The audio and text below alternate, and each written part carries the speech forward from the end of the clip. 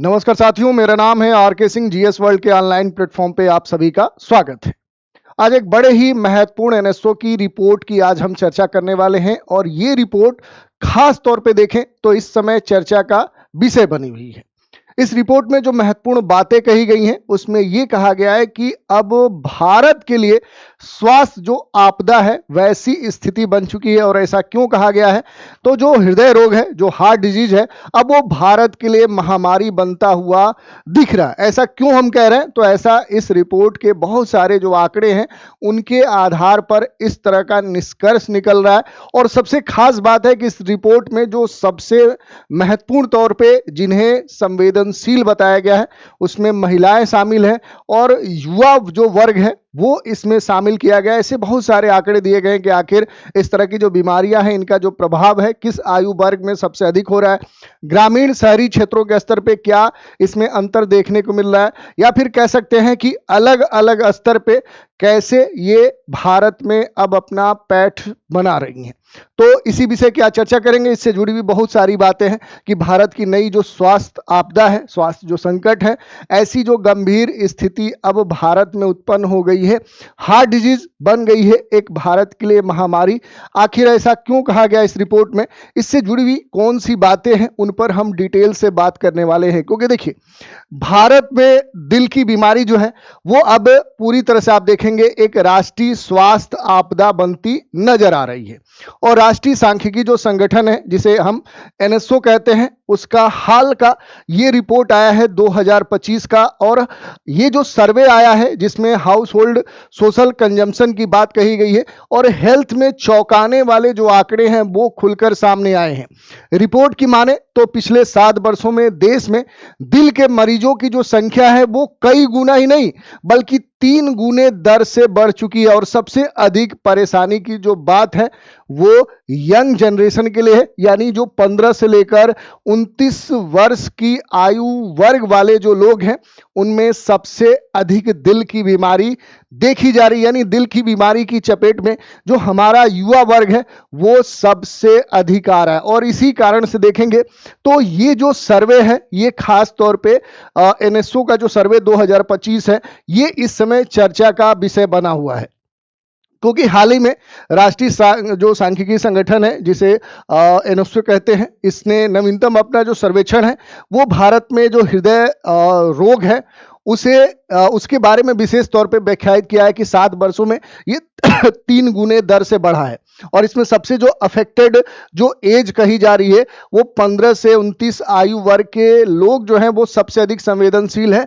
नवीनतम सर्वेक्षण में हृदय रोग कुल बीमारी का लगभग आप देखेंगे 25.6% बताई गई है, जो अन्य बीमारियों की तुलना में सबसे अधिक दर्शाई गई है। तो ये अब कह सकते हैं एक तरह से पूरी तरह से क्या है, ये जो सर्वे आया है ये हम सभी के लिए एक तरह से चेतावनी है। और 15 से 29 वर्ष कहने का मतलब क्या है कि सबसे यंग जो लोग हैं, सबसे कह सकते हैं जिनका जो कार्य क्षमता है वो सबसे अधिक है। और भारत में अगर जैसे कहा जा रहा है कि जो वर्क पावर है, जो ह्यूमन पावर है, मानव जो क्षमता है वो दुनिया में इस समय सबसे अधिक है। खासतौर पे यंग जो ह्यूमन पावर है वो भारत के पास है, जो कि इससे पहले चीन के पास कहा जा रहा था। लेकिन अगर वही बीमार हो गया, वही रुग्ण हो गया तो भारत कैसे दुनिया में अपनी जो स्थिति है वो मजबूत कर पाएगा। और इसी कारण से ये जो रिपोर्ट आई है ये हम सभी के लिए एक बड़ा अलर्ट लेकर आ रही है। जो टिपिंग पॉइंट है उसकी अगर बात करेंगे, हार्ट डिजीज ओवरटैक्स इन्फेक्शन, जो संक्रमण वाली बीमारियां हैं उनको भी अब हार्ट जो डिजीज है ये क्या कर चुका है, पीछे छोड़ चुका है। और इसी कारण से देखेंगे तो भारत में हृदय रोग से, हार्ट डिजीज से पीड़ित लोगों की जो संख्या है वो इतना बढ़ चुकी है कि अब ये एक तरह से आपदा की स्थिति में पहुंच गई है। और भारत के लिए देखें तो जो पेंडेमिक है उस स्थिति को ये दिखा रही है, जैसा कि आप समझ सकते हैं। तो इसी विषय की आज हम चर्चा करने वाले, बहुत सारी बातें हैं जिन पर हम एक एक करके डिटेल में जानकारी लेंगे कि आखिर जो इस न्यूज से या फिर अस्पतालों में भर्ती होने से लेकर या इस तरह की बीमारियों के संदर्भ में जो आर्थिक बोझ है, कौन सबसे अधिक प्रभावित हो रहे हैं, क्यों प्रभावित हो रहे हैं, ऐसे बहुत सारे विषय हैं जिन पर हम संक्षिप्त एवं सारगर्भित जानकारी लेंगे। चर्चा में आगे बढ़ेंगे उससे पहले आप सभी के लिए एक महत्वपूर्ण सूचना है। जीएस वर्ल्ड ला रहा है देश के सर्वश्रेष्ठ जो शिक्षक हैं उनकी एक कंबाइंड टीम आपके शहर प्रयागराज में, जिसमें बहुत सारे टीचर शामिल हैं। आपके सामने दिए गए रामेश्वर सर हैं, राजेश मिश्रा सर हैं, डॉक्टर एस पांडे सर हैं, डॉक्टर मंजेश कुमार सर हैं, रितेश आर जायसवाल सर हैं। इसके अलावा भी बहुत सारे टीचर हैं और इस कोर्स का जो समान अध्ययन फाउंडेशन जो बैच है 2026-27 के लिए, ये अब 3 मई से इसकी जो कक्षाएं हैं वो स्टार्ट होंगी। कक्षा का जो आरंभ है वो राजेश मिश्रा सर के द्वारा किया जाएगा और सुबह 8:30 बजे इसका बैच स्टार्ट होगा 3 मई 2026 से। इसके अगर फी स्ट्रक्चर की बात करेंगे तो इस समय फी पर खास डिस्काउंट दिया जा रहा है और डिस्काउंट के तहत जो ऑफलाइन फी है वो 56,000 है और जो ऑनलाइन फी है वो केवल 15,000 है। ये जो ऑफर है फी पर ये कुछ समय के लिए है, तो लिमिटेड ऑफर है, लिमिटेड सीट्स के लिए है, तो जल्दी से नामांकन करवाएं, नहीं तो फिर इस मौके से आप चूक जाएंगे। और भी कोई जानकारी चाहते हैं तो नीचे दिए गए नंबर 9682984000 पर आप कॉल करके जो जानकारी है वो आप ले सकते हैं। अब देखिए थोड़ा सा रिपोर्ट की बात करें, जो एनएसओ की रिपोर्ट आई है इसके मुख्य जो कह सकते हैं कंक्लूजन है वो क्या है, तो भारत में बीमारियों का जो कुल बर्डन है उसकी अगर बात करेंगे 13.1% भारतीयों ने पिछले 15 दिनों में बीमार होने की सूचना दी है। कुल बीमारी के जो मामले हैं वो आप देख सकते हैं 1 लाख जनसंख्या में 15,271 पाए गए हैं। महिलाओं में जो बीमारी का बोझ है वो सबसे अधिक देखने को मिल रहा है। 1 लाख में आप देखेंगे तो महिलाओं में 17,006 मामले हैं, जबकि पुरुषों में 1 लाख में केवल 13,506 मामले इस रिपोर्ट में दर्शाए गए हैं। तो महिलाओं के संदर्भ में देखेंगे तो स्थिति और भी बदतर है। बीमार होने की जो दर है वो महिलाओं में लगभग 4% ज्यादा है, क्योंकि सर्वे के अनुसार 2 हफ्ते में 13.1% भारतीयों ने बीमार होने की जो जानकारी है वो दी है और इस अवधि में आप देखेंगे कि 1 लाख में जो महिलाओं के बीमार होने की संख्या वो सबसे अधिक है। तो उच्च जो संख्या है वो स्पष्ट रूप से इस बात को दर्शाती है कि कई लोग एक साथ या एक से अधिक जो स्वास्थ्य समस्याएं हैं उनसे क्या हो रहे हैं, वो जूझ रहे हैं। लिंग के आधार पे, जेंडर के आधार पे अगर हम थोड़ा सा कंपैरिजन करें तो बीमारियों का ये जो आंकड़ा है प्रति लाख के स्तर पे देखेंगे तो महिलाओं में पुरुषों की तुलना में अधिक दर्शाता है। जो भी मेटाबॉलिक कह सकते हैं कि डोमिनेंस है उसको भी यहाँ पर दर्शाया गया है कि कैसे स्थिति इस समय इस रिपोर्ट में दर्शाई गई है, उसको भी आप एक एक करके देख सकते हैं। दूसरी बात देखिए, सबसे अधिक जो बीमारी है जिस श्रेणी से बिलोंग करती है अगर उसकी बात करेंगे तो बीमारियों में सबसे बड़ा जो हिस्सा है वो हृदय रोग का है। आप देख सकते हैं 1 लाख में 3,891 जो मामले हैं वो हार्ट डिजीज से हैं। 1 लाख में अगर मधुमेह के मामलों की बात करेंगे तो 3,681 है। श्वसन जो रोग हैं वो 1,536 हैं और ज्वाइंट्स यानी बोन्स ज्वाइंट से जुड़े हुए जो प्रॉब्लम्स हैं वो 1 लाख में 1,226 है। और इसमें आप देखेंगे सबसे जो गंभीर बीमारी है वहां पर यहाँ पर देखेंगे हार्ट डिजीज है और इसी कारण से देखें तो ये काफी गंभीर स्थिति को दर्शाता है। कुल बीमारियों में अगर हिस्सेदारी की बात करेंगे तो सबसे अधिक हार्ट डिजीज आप देख सकते हैं 25% से भी अधिक है, यानी भारत में 1/4 से अधिक जो स्थिति है वो दयनीय है हार्ट डिजीज के मामले में। इसके बाद हार्मोनल जो इम्बैलेंस है, ब्लड शुगर है, पोषण संबंधित जो रोग हैं उनकी संख्या दर्शाई गई है। बाकी जो आंकड़े हैं वो यहाँ पर दे दिए गए हैं। तो ये स्थिति जो है इस समय काफी एक तरह से देखें तो गंभीर बनी हुई है भारत में और इसी को ये रिपोर्ट यहाँ पर दर्शा रहा है, क्योंकि आयु वर्ग के हिसाब से अगर आप देखेंगे रोगों की जो स्थिति है उसमें अगर एज जो ग्रुप है उसमें आप देखेंगे कि हृदय रोगों की जो हिस्सेदारी है वो सबसे अधिक किस आयु वर्ग में आपको देखने को मिलेगी, तो ये 15 से 29 आयु वर्ग में क्या है, थोड़ा सा डेटा ये ऊपर नीचे हो गया है, तो सबसे अधिक क्या है यहाँ पर आपको देखने को मिलती है। तो इस कारण से स्थिति क्या हो चुकी है, काफी गंभीर हो चुकी है। जो भी एनएसओ का सर्वेक्षण आ रहा है उसके अनुसार हृदय संबंधित जो रोग हैं उसमें जो शामिल कह सकते हैं समस्याएं हैं उसमें हाइपरटेंशन है जिसे हाई बीपी कहते हैं, ब्लड प्रेशर आप कहते हैं, हार्ट डिजीज है, सीने में दर्द होना है या फिर सांस लेने में आपको प्रॉब्लम होनी शुरू हो जाए, या फिर सांस लेने में कठिनाई हो, उच्च रक्तचाप है उसके जो मामले हैं वो गंभीर हैं। खासतौर पे 1 लाख में देखेंगे तो हाई ब्लड प्रेशर के जो मसले हैं वो 3,358 है, और 1 लाख में अन्य जो हृदय रोग हैं उनकी जो संख्या है वो 533 है। तो ये स्थिति देखेंगे तो इस समय गंभीर बनी हुई है। पहले हमने बताया कि सबसे अधिक जो आयु वर्ग है जिसमें संक्रमण से जो स्थिति देखने को मिल रही है, तो संक्रमण के कारण जो भर्ती हो रहे हैं वो 27% हो रहे हैं, जबकि अगर हृदय रोग की बात करेंगे कि हृदय रोग से प्रभावित जो आयु वर्ग हैं और उसमें जो सबसे अधिक मात्रा है वो यहाँ पर दर्शाई गई है। इसको भी आप देख सकते हैं किस आयु वर्ग में हृदय रोग के कारण सबसे अधिक गंभीर स्थिति देखने को मिल रही है। 30 से 44 वर्ष में लगभग 7.3% है, 45 से 59 वर्ष में 13.9% है, 60 वर्ष से अधिक आयु वर्ग में देखेंगे तो ये 18.2% है। तो स्थिति काफी जोखिम भरी है।